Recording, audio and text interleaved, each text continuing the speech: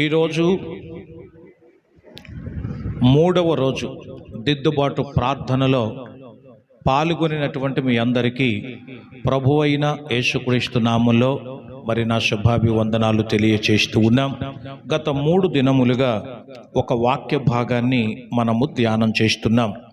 Matthew chapter 24 verse 35 మన మూల వాక్యంగా దాన్ని ఎంచుకొని అందులో ఉన్న భాగాలను మనము ధ్యానం చేస్తూ వచ్చాం. మరొకసారి ఆ భాగాన్ని చదువుకొని మరికొన్ని కొత్త విషయాలు మనం గ్రహిద్దాం, చదువుకుందాం.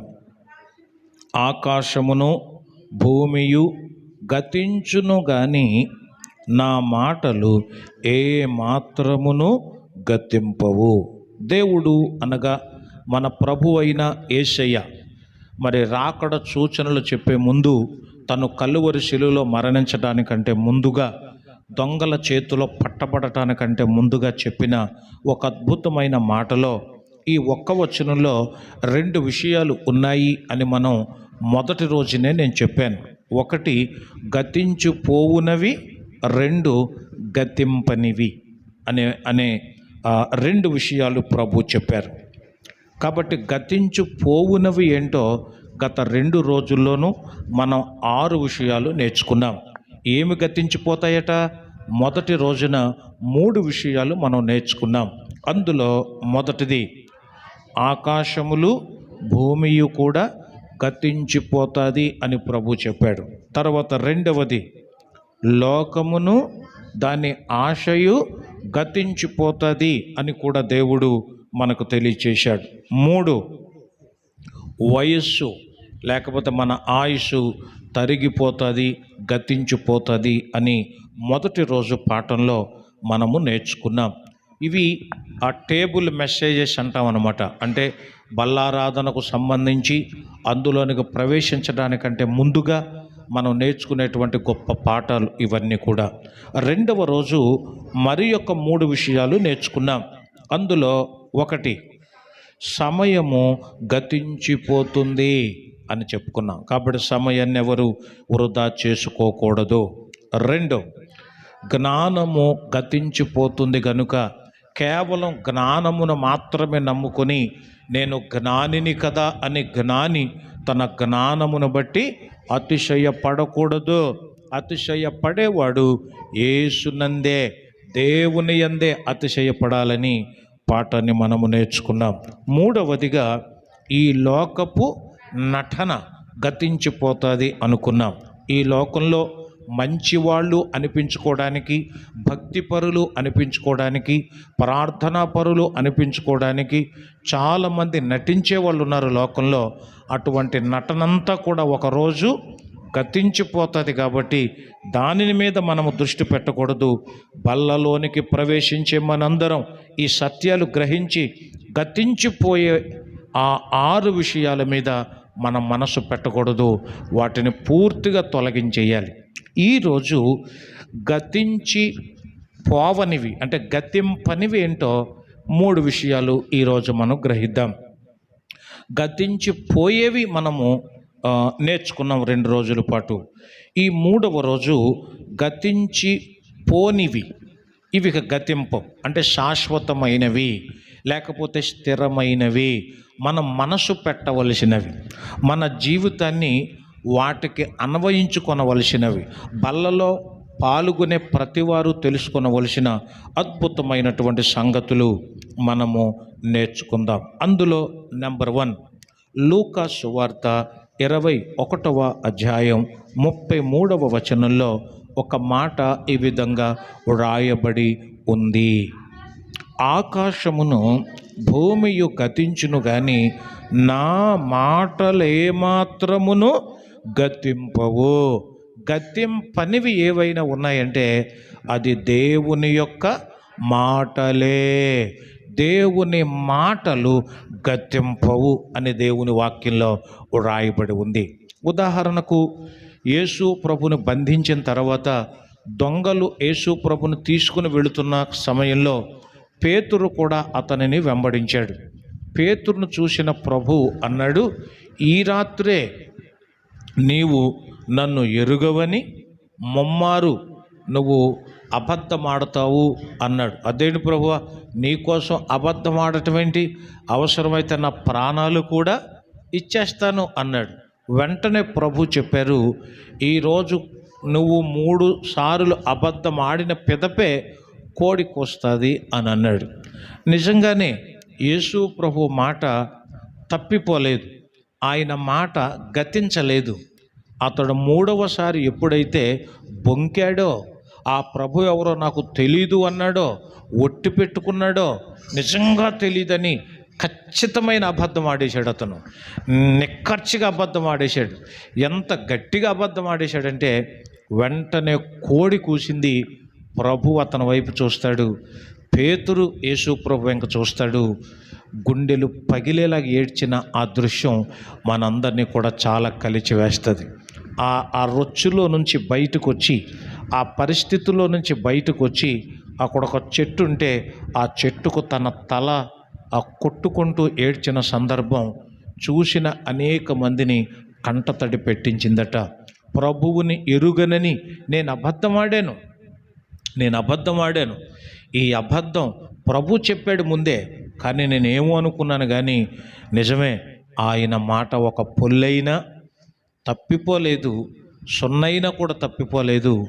ఆకాశం భూమి గతించిపోతుందేమో కానీ ఆయన మాట ఏమాత్రము గతించదు. కాబట్టి దేవుని యొక్క వాక్యాన్ని గురించి, దేవుని మాట అగ్ని వంటిది కాదా అన్నాడు ఇర్మీయా భక్తుడు కదా. బండను బద్దలు చేయు సుత్తె వంటిది కాదా అని అన్నాడు ఆయన. అంటే కఠినమైన మనసులు ఉంటాయే, రాయి లాంటి మనసులు ఉంటాయే, ఎన్ని మంచి మాటలు చెప్పినా, ఎంత బుజ్జగించినా, ఎంత ప్రేమతో చెప్పినా కూడా విననటువంటి వాళ్ళు ఉంటారే, రాయి లాంటి వాళ్ళు. అలాంటి దానిని కూడా మనం ఎన్నిసార్లు చెప్పినా వాళ్ళకి ఎక్కదు, నిజంగానే ఎక్కదు. కానీ దేవుని వాక్యం కనుక వాళ్లకు సుత్తి లాంటిదనమాట. ఆ సుత్తితో బండను పగల కొడితే ఎలాంటి బండైనా పగులుద్ది అన్నట్లుగా వాక్యమునకు పగలని హృదయం అంటూ ఉండదు. సౌలు కఠినుడు అని వ్రాయబడింది బైబిల్లో, హింసకుడు అని రాయబడింది బైబిల్లో. అతడికి వాక్యము ప్రత్యక్షమైంది. వాక్యం ప్రత్యక్షం అవటం ఏంటి అంటే, యేసు ప్రభువారు అతనికి దర్శనమిచ్చారు. యెరూషలేము గేటు దగ్గర, దమస్కు ద్వారం అంటారు, దమస్కు గేటు అంటారు, ద గేట్ ఆఫ్ దమస్క్. అక్కడ అతడు గుర్రం మీద స్వారీ చేస్తూ ఉండగా ప్రభు దర్శనమిస్తే ఆ వెలుగును చూసి తట్టుకోలేక కింద పడిపోయాడు. గుర్రం ఎక్కిన తర్వాత కింద పడిన సందర్భం తన జీవితంలో ఎక్కడ లేదు. ఎందుకంటే అంత యుద్ధ వీరుడతను, గుర్రపు స్వారీ కూడా అంత బాగా చేస్తాడు, మంచి యుద్ధ నేర్పరి అతను, పోరాట పటిమ కలిగిన వాడు. ఒక గురి పెట్టాడు అంటే అతను ఖచ్చితంగా దాన్ని ఛేదించే దశగా వెళ్ళేవాడు అనమాట. అలాంటి వ్యక్తి ఒక్కసారిగా పైనుంచి పడ్డాడు, అంతే పడిపోయాడు. అలా పడిపోయిన తర్వాత ప్రభువు మాట అతని హృదయాన్ని కదిలించేసింది. అంటే కరుడు కట్టిన ఉగ్రవాది లాంటివాడు అతను. కరుడు కట్టిన ఉగ్రవాది అంటారు అతన్ని. వాళ్ళకి ఎంత మెత్తని మాటలు చెప్పినా, సంతోషకరమైన మాటలు చెప్పినా, భయపెట్టే మాటలు చెప్పినా వాళ్ళకి ఎక్కవు. అందుకని ఆయనే సాక్ష్యం చెప్తాడు, పాపులలో నేను ప్రధానుని, సంఘములను నేను హింసించాను అంటాడు ఆయన. సంఘాలను హింసించాను, క్రైస్తవులకు తలనొప్పిగా తయారయ్యాను నేను, కొరకరాని కొయ్యగా ఉన్నాను నేను. కానీ ప్రభువు నన్ను దర్శించాడు. రాజుల ఎదుట కూడా లేచి నిలబడి అతడు సాక్ష్యం చెప్పడం మనందరికీ తెలుసు. దేవునికి స్తోత్రం కలుగునుగాక. హల్లెలూయా. దేవుని యొక్క వాక్యం విన్న తర్వాత ఆ మాట అతని కళ్ళకున్న పొరలను రాల్చేసింది, ఒక విధంగా కాల్చేసింది అనాలి. రాల్చేసింది. ఆ తర్వాత అతడు స్థిరపరచబడ్డాడు. ఒక్కసారి బైబిల్ పట్టుకున్న తర్వాత, ఒక్కసారి క్రీస్తులోకి వచ్చిన తర్వాత, చివరికి అతని పీక మీద కత్తి పెట్టి తెంపేస్తాం అన్నప్పుడు కూడా చెక్కు చెదరలేదు అతను. అమ్మో అని కనీసం కళ్ళు కూడా ఆరపలేదట అతను. రెప్పలు కూడా లేదు, అంటే వణుకు లేదు అతనికి, భయం లేదు అతనికి. దేవుని కోసం సంతోషంగా చచ్చిపోయిన ఒక మహానుభావుడైన ప్రభు కోసం పానార్పణముగా పోయబడుతున్నాను అన్నాడు. మాట మాత్రమే కాదు, అతడి జీవితం కూడా అలాగే గడిచింది. అమ్మో, అలాంటి వ్యక్తుల యొక్క చరిత్ర బైబిల్ గ్రంథంలో మనం చూస్తే గతించిపోని దేవుని మాటకు లోబడిన అలాంటి వ్యక్తుల యొక్క చరిత్ర నిజంగా మనల్ని చాలా కలిచివేస్తుంది అన్నమాట. ఆయన మాట అంటే మాటే అన్నట్లుగా ఆయన మాటకు కట్టుబడి ఉండిపోయాడు అంతే. ఆయన మాటలే చెప్పాడు ఎక్కడికి వెళ్ళినా, ఆయన మాటలే బోధించాడు ఎక్కడికి వెళ్ళినా, ఆయన మహిమలు చెప్పాడు, ఆయన క్రియలు వివరించాడు, ఆయన జన్మ గురించి చెప్పాడు, ఆయన పూర్వపు స్థితి గురించి చెప్పాడు, ఆయన మరణం గురించి చెప్పాడు, త్వరలో రాబోతున్న ప్రభు యొక్క ద్వితీయ ఆగమనం గురించి చెప్పాడు. ప్రభు మాటలో ఎంత శక్తి ఉందో చూడండి, ఎంత శక్తి ఉందో చూడండి. అది ఎప్పటికీ గతించిపోయేది కాదు. గెన్నె సరస్సు అనే తీరమున చేపలు పట్టడానికి వెళ్ళాడు. అదే పేతురు మరి యోహాన్లు కొంతమంది అక్కడ వలలు వేస్తుండగా రాత్రంతా ప్రయాసపడ్డారట, కానీ ఒక్క చేప కూడా దొరకలేదు అనే మాట అక్కడ రాశారు. అయితే పేతురు గారు ఏమన్నాడంటే, రాత్రంతా మేము ప్రయాసపడ్డాం, చేపలు ఎలా పట్టాలో మాకు తెలుసు, ఎక్కడుంటాయో మాకు తెలుసు, ఎందుకంటే వలలు వేసేవాళ్ళం కదా, మేము చేపలు పట్టేవాళ్ళం కదా, ఆ నేర్పరితనం మాకు తెలుసు. అయితే నువ్వు మాట చెప్తున్నావు కాబట్టి, ఏంటో నీ మాట చెప్తుంటే వెయ్యాలని ఉంది, మళ్ళీ ఏదో చిన్న ఆశ, నీ మాట వింటే జరుగుద్ది అని ఒక చిన్న నమ్మకం కలుగుతుంది. నీ మాట చొప్పున వలలేస్తామని ఆ మాట ప్రకారంగా వలలేశారంట.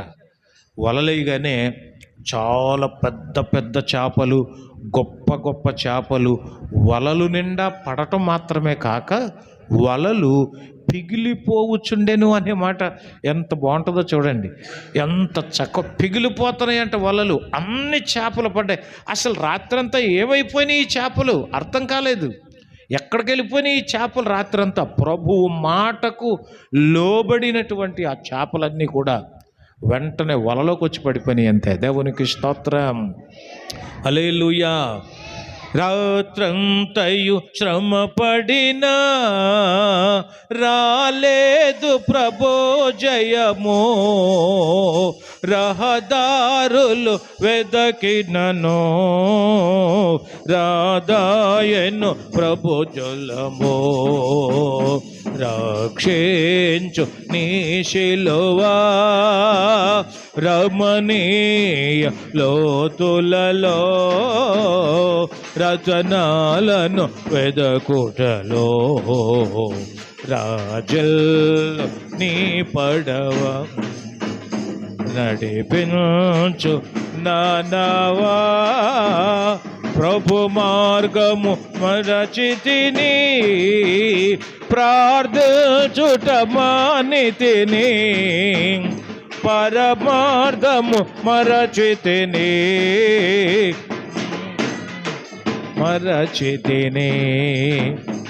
ప్రపంచ నటనలలో ప్రావీణ్యమును పొంది ప్రాణమును ప్రభు కొరకు నీ మాట నడిపించు నానవా. హల్లెలూయా. జీవితం అనే బ్రతుకు అనే ఈ నావ దేవుని మాట వింటే ఆ మాట గతించదు కాబట్టి నిన్ను గతింప చేయడు ఆయన. నీ జీవం ఆయనకు తెలుసు, నీ పోషణ ఆయనకు తెలుసు, నీకు ఆహారము వస్త్రాలు కావాలని దేవుడికి తెలుసు.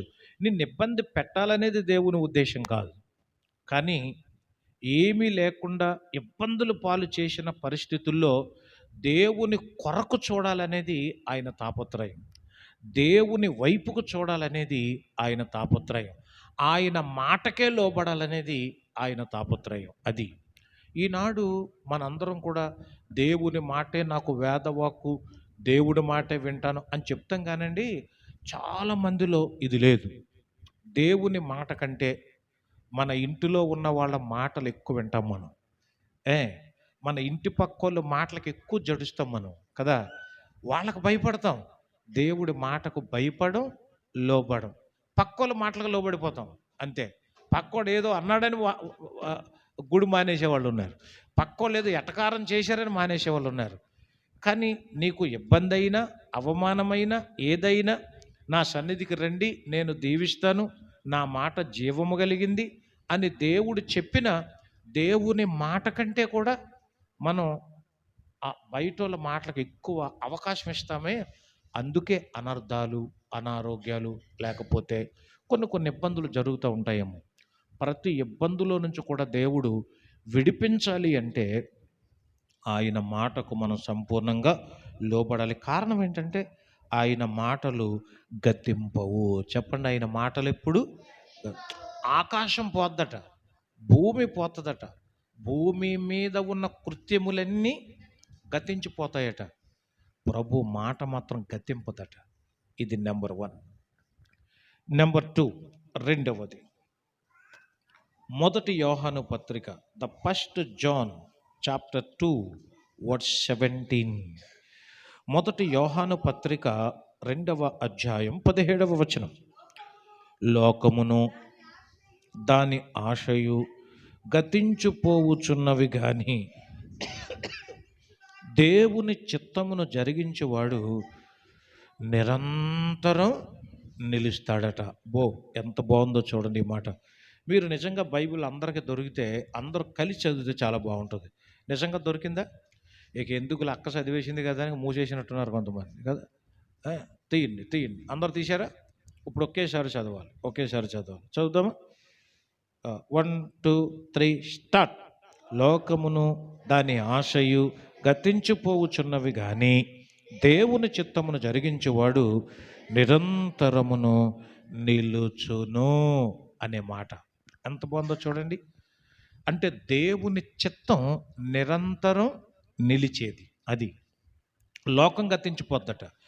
లోకములో ఉన్న ఆశలన్నీ గతించిపోతాయి, ఏదో ఒక రోజు మొత్తం గతించిపోతాయి. కానీ దేవుని చిత్తమును జరిగించేవాడు నిరంతరం కూడా నిలుస్తాడట. అతనికి అనారోగ్యాలు రావచ్చు, లేకపోతే ఇబ్బందులు కలగవచ్చు. ఉదాహరణకి బైబిల్లో యోబు అనే భక్తుడు ఉన్నాడు. దేవుడే చెప్పాడు, యథార్థవంతుడు, న్యాయవంతుడు, నీతిపరుడు, దేవుని యందలి భయభక్తులు కలిగిన వాడు, చెడును అసహించుకునేవాడు అని అతని గురించి రాయబడింది. ఇతడు దేవుని చిత్తానికి సంపూర్ణంగా ఏమయ్యాడు? లోబడ్డాడు, విధేయత చూపించాడు. దేవుని వలన మనం మేలే అనుభవించాలా, కీడును అనుభవించకూడదా? భార్యను ప్రశ్నించాడు ఆయన. భార్య అంది, మరి నెత్తి మీద మొట్టి చెప్పిందేమో. అంటే ఎక్కువ మంది అలా చెప్తారు. ఆయన సరిగా వింటాడనో వినరనో కానీ ఎక్కువ మంది అలా చెప్తారు. ఇదిగో వినో అని. ఆయన భార్య ఎంత కఠినంగా మాట్లాడిందంటే, దేవుని దూషించి నువ్వు చచ్చిపో అంది. వెంటనే అతను, మూర్ఖురాలు మాట్లాడినట్టు నువ్వు మాట్లాడుతున్నావు, దేవుని వలన మేలే అనుభవించాలా, కీడు అనుభవించకూడదా? దేవుడే ఇచ్చాడండి, మరలా దేవుడే తీసుకుంటాడు. ఆయన ఇస్తాడు, ఆయన తీసుకుంటాడు అంతే. యెహోవా నామమునకే మహిమ కలుగునుగాక. ఎవరు చెప్పగలరు ఈ మాట? ఎవరు చెప్తారు ఈ మాట? విశ్వాసులారా, బల్లారాధనకు సిద్ధపడుతున్న నా ప్రియ సోదరులారా, నష్టం జరిగినా ఆయన నామమునకు మహిమ చెల్లించాలట. ఇబ్బంది కలుగుతున్నా ఆయన నామానికి మహిమ చెల్లించాలంట. ఇది ఆయన చిత్తం నెరవేర్చటం అంటే. దేవునికి స్తోత్రం. సర్వము పోయిన, శరీరము కుళ్ళిన, నాను వారే వెలివేసిన, సర్వము పోయిన, శరీరము కుళ్ళిన, నాను వారే వెలివేసిన, ఆప్తులంతా శత్రువులైన, ఆప్తులంతా అంతము వరకు సహించిన, అయోబుల నేనేమైనా ప్రభువా నిన్నే స్తుతిస్తాను, నేనేమున్నా ప్రభువా నీ కర్పిస్తాను. నేనేమైనా ప్రభువా నిన్నే స్తుతిస్తాను, నాకేమున్నా ప్రభువా నీ కర్పిస్తాను. హల్లెలూయా. అతడు దేవుని చిత్తులో నుంచి బయటికి వెళ్ళలేదు. అందుకని అతడు స్థిరంగా నిలిచాడా లేదా? ఊజు అనే దేశంలో ఇప్పటికీ యోబు యొక్క స్తూపం ఉంది అంటే, యోబు యొక్క ఏమంటారు దాన్ని, శిలా విగ్రహం ఉంది అక్కడంటే, స్థిరంగా యోబు యొక్క చరిత్ర బైబిల్ గ్రంథంలో లిఖించాడు దేవుడు అంటే, అతడు దేవుని చిత్తమును నెరవేర్చాడు. మన రక్షకుడైనటువంటి యేసు ప్రభు కూడా ఒక వ్యక్తి తండ్రికి ఎలా లోబడాలో నేర్పించాడు. తన తండ్రి ఒక పని మీద పంపాడు ఈ లోకానికి. ఏంట పని? సర్వ పాప పరిహారార్థం అతడు సిలువలో మరణించాలి. అందుకోసం పంపాడు. వచ్చాడు. నేను దొంగల చేతిలో చిక్కబడతాను, వాళ్ళు పట్టుకుంటారు, నన్ను కొడతారు, చంపేస్తారు, సమాధి చేస్తారు, 3వ దినాన తిరిగి లేస్తాను, ఇవన్నీ బాగానే చెప్పాడు కానీ తెల్లవారితే వాళ్ళు వచ్చి పట్టుకుంటారు అనే సిచ్యువేషన్ అతడు ఊహిస్తుంటేనే కాస్త భయపడ్డాడు. అంటే యేసు ప్రభు గారి గురించి భయపడ్డాడు అనే మాట చెప్పడం కరెక్ట్ కాదేమో కానీ, ఆయన 100% మానవుడుగాను 100% దేవుడుగాను చెప్పుకుంటాం మనం. మానవుడిగా ఆలోచించాడు. మానవుడిగా కనుక ఆలోచిస్తే భయం ఆవరించేసింది, ఆయన చుట్టూ ఆవరించేసింది. ఆయన కళ్ళు మూసుకొని గెత్సెమనే తోటలో మోకరిస్తే లోపల ఉన్న రక్తం మరిగిపోయింది. అలా కళ్ళు మూస్తే చాలు, తెల్లారితే వాళ్ళు రావటం, తెల్లవారుజామున ఆయన పట్టుకోవటం, బంధించడం, లాక్కెళ్ళిపోవటం, ఆ తర్వాత అక్కడ కొరడాలతో కొట్టేయటం, ఈడ్చేయటం, ఇదంతా ఊహిస్తే ఒక్కసారి చాలా భయం వేసింది ఆయనకి. చాలా అంటే చాలా భయం వేసింది. వెంటనే ఆయన అన్నాడు, చాలాసేపు ప్రార్థన చేశాడు ఆయన, చాలా ఎక్కువసేపు ప్రార్థన చేశాడు. అందులో ఓ చిన్న మాట చెప్పాడు, తండ్రి సాధ్యమైతే ఈ గిన్నె నా యొద్ద నుంచి తొలగించు అన్నాడు. అయినను, ఆ మాట ఎంత బాగుందో చూడండి, అయినను నా ఇష్ట ప్రకారం కాదు, నీ చిత్తమే సిద్ధించుగాక. గట్టిగా చప్పట్లు కొడుతూ ప్రభు యొక్క నామాన్ని మహింపరుద్దాం. హల్లెలూయా, హల్లెలూయా. ఇప్పుడు చదువుకునే పిల్లలు ఉన్నారే, ప్రభువా నేను 10వ తరగతి పాస్ అయిపోవాలి, ఇంటర్ పాస్ అయిపోవాలి, నాకు ఫస్ట్ రావాలి, లేకపోతే సెకండ్ రావాలి, ఎలాగవ్వాలి, అలాగైపోవాలి, నేను కష్టపడి చదువుతున్నాను అని ప్రార్థన చేసి దేవుని చిత్తానికి అప్పగించాలి. ఎలాగ అప్పగించాలి అంటే, ప్రభువా ఏదొచ్చినా కూడా నీ చిత్తమే, నేనైతే కోరుకుంటున్నాను కానీ నీ చిత్తమే అని అనాలి. గర్భిణీతో ఉన్న ఒక తల్లి మగబిడ్డ కోసం ఎదురు చూస్తుంది అనుకోండి, అంటే ముందే మగపిల్లలు పుట్టేసిన వాళ్ళకి ఆ టెన్షన్ ఏమి ఉండదు.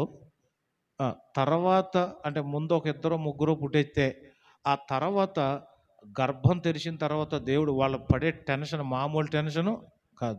మాట్లాడితే ప్రార్థన అంటారు, అన్నం తిప్పిన ప్రార్థనే, అన్నం తిన్న ప్రార్థనే, కూర్చున్న ప్రార్థనే, లేచిన ప్రార్థన, అవునంటారు కాదంటారు.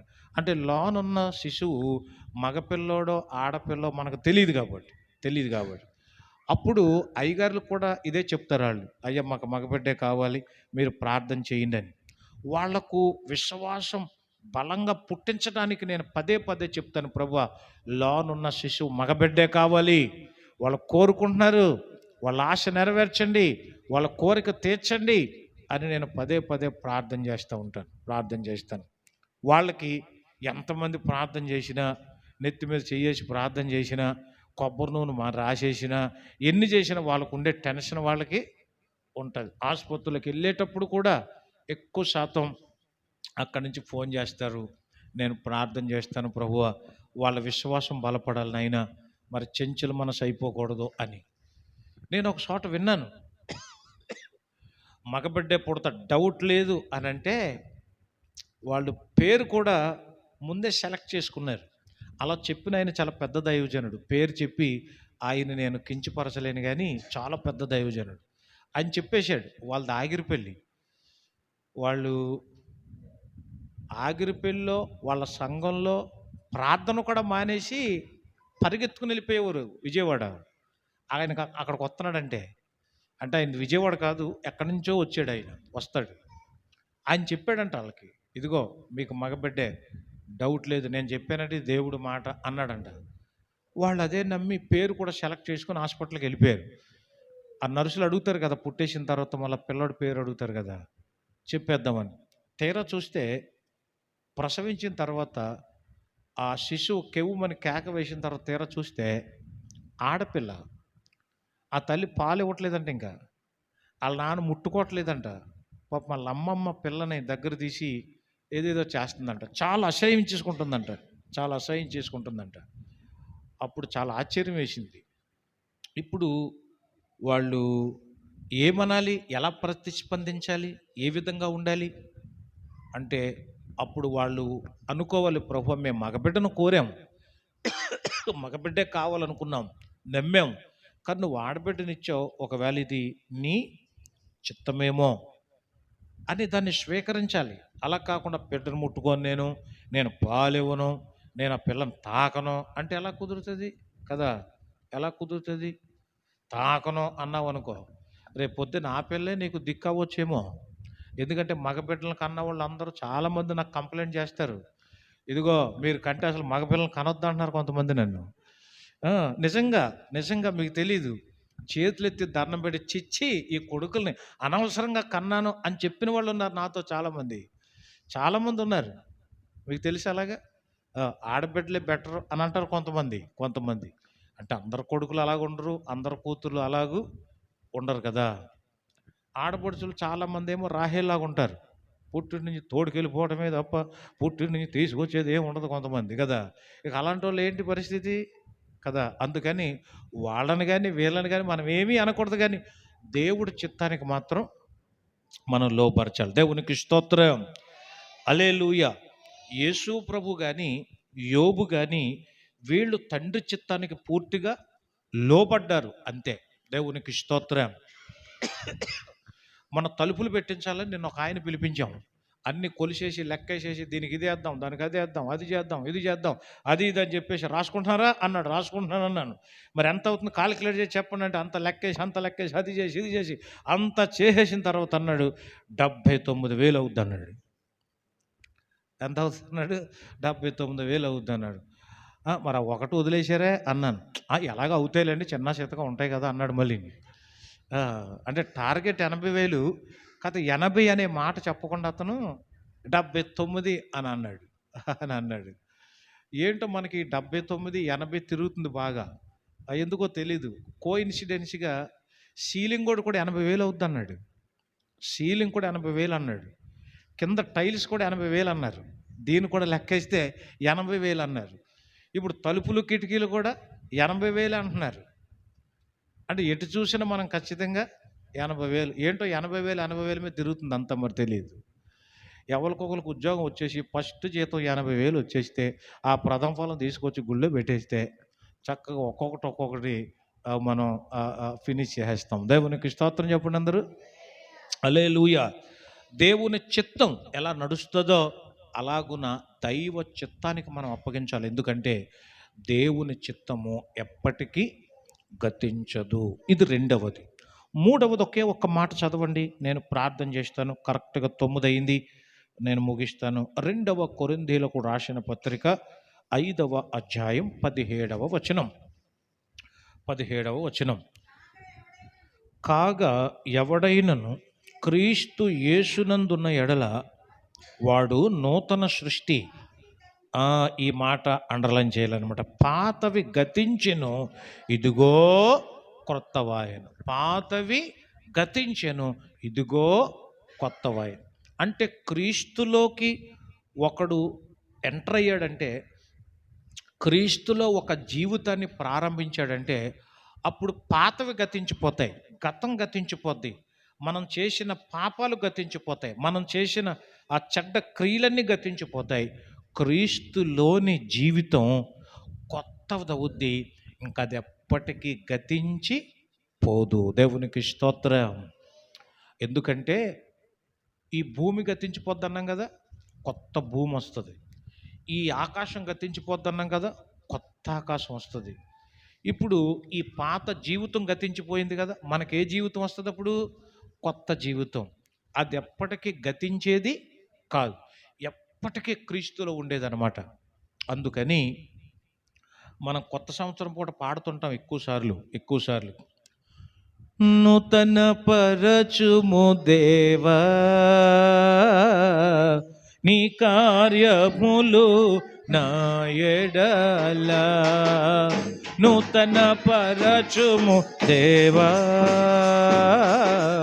నీ కార్యములు నా ఎడల, సంవత్సరాలెన్నో గడుచుచుండగా నూతన పరచుము నా సమస్తము, సంవత్సరాలెన్నో గడుచుచుండగా నూతన పరచుము నా సమస్తము, పాతవి గతించిపోవును సమస్తం నూతన మగను, నీలో ఉత్సహించుచు నీకై ఎదురు చూతును, పాతవి గతించిపోవును సమస్తం నూతన మగను, నీలో ఉత్సహించుతూ నీకై ఎదురు చూతును, నూతన పరచుము దేవా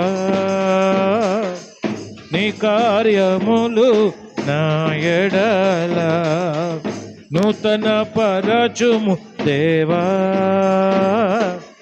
నీ కార్యములు నా ఎడల.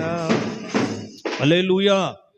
క్రీస్తులో ఉన్న జీవితం మనకు ఒక న్యూ హోప్ అన్నమాట, కొత్త నిరీక్షణ కలిగిస్తుంది. ఇక నిరాశకు నిస్పృహలకు మనం గురికాం. ఈరోజు శుక్రవారం మేము చాలాసేపు కొంతమంది కోసం ప్రార్థన చేశాం. అంటే ఇప్పుడే కాదు, పగలు కూడా చాలాసేపు ప్రార్థన చేశాం. అందులో కర్నూలు నుంచి ఒక సహోదరి ఫోన్ చేసింది. చాలాసేపు ఏడ్చింది, చాలా బాధ వెళ్ళగక్కింది, ప్రార్థన చేయమని కోరింది. తనకు 3 పిల్లలు, ఒక అబ్బాయి, 2 ఆడపిల్లలు. అబ్బాయి బీటెక్ చదువుతున్నాడు, ఈ సంవత్సరం కంప్లీట్ అవుద్ది. వాళ్ళిద్దరు అమ్మాయిలు ఇంటర్ చదువుతున్నారు. చిన్న వ్యాపారం వాళ్ళది, కష్టపడ్డారు, ఇంటిల్లిపాది రూపాయి కూడగట్టుకొని వ్యాపారం వృద్ధిలోకి వచ్చిన తర్వాత వాళ్ళ ఆయన గారు లోకానుసారమైన ఆకర్షణలో పడిపోయి పరాయి స్త్రీ మోజులో పడి వ్యాపారం మానేసి డబ్బులన్నీ పట్టుకెళ్ళిపోయి సంవత్సరంన్నర అయిందంటే ఇప్పటికీ అతడు ఇంటికి తిరిగి రాలేదు. ఫోన్ చేసిన ప్రతిసారి అతను ఇక బూతులు తిట్టడమే, పిల్లల్ని కానీ భార్యని కానీ తిట్టడమే. ఎప్పుడో అరాకొర డబ్బులు పంపిస్తాడంట. చాలా ఆ తల్లి దుఃఖాన్ని దిగమింగుకొని కొన్నిసార్లు ఒట్టి మంచినీళ్ళు తాగి జీవించిన రోజులు ఉన్నాయండి. అయ్యగారు, నా పరిస్థితి ఇది, మీరు ప్రార్థన చేయాలి, మీ చేత ప్రార్థన చేయించుకోవాలనే ఆశతో నేను ఫోన్ చేశాను అని చెప్పింది. అలా చెప్పిన తర్వాత మరి ఏం పని చేస్తారమ్మంటే, ఏమీ లేదండి, నేను ఇంట్లోంచి కూడా బయటికి వెళ్ళను, దేవుడే అలాగా పోషిస్తున్నాడు అంటే, మరి ఫర్దర్గా ఏ నిర్ణయాలు తీసుకోలేదా లేకపోతే ఏంటి అని అంటే, చుట్టుపక్కల చాలామంది వచ్చి చాలా సలహాలు ఇస్తారు, కానీ నేను క్రీస్తుల్లో ఉన్నానండి. ఆ తల్లి చెప్పిన మాట నాకు చాలా బాగా నచ్చింది. నేను క్రీస్తులో ఉన్నాను కదండి, ప్రార్థన చేస్తున్నానండి, మీలాంటి దైవజనులు ప్రార్థన చేయండి. ఏ వ్యక్తి ఎలాగైతే వెళ్ళిపోయాడో పశ్చాత్తాపపడి నేను చాలా పెద్ద పొరపాటు చేశాను కుటుంబాన్ని వదిలేసి అని అతడు పశ్చాత్తాపడి తిరిగి రావాలండి. అందుకోసం ఎదురు చూస్తున్నానండి. ఈ లోపల ఒకవేళ ఆకలితో చచ్చిపోతే ఇక చచ్చిపోతాం. దేవునికి మహిమో కీర్తో ఏదో ఇక దేవుల్లో ఉన్నామంతే మేము.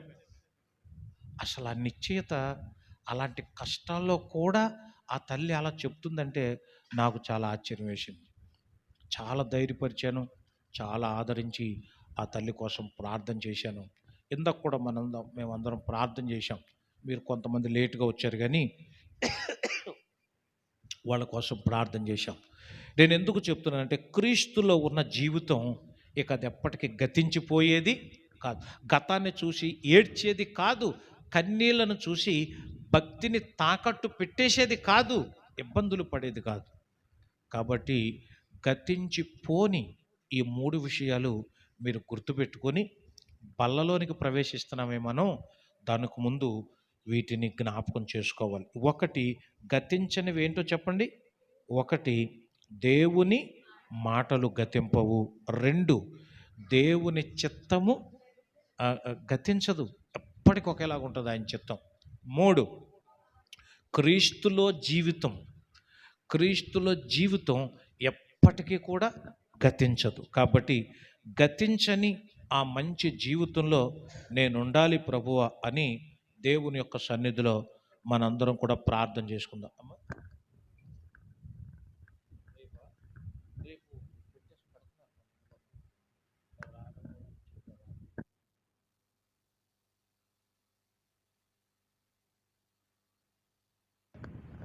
సరే, థ్యాంక్ యూ.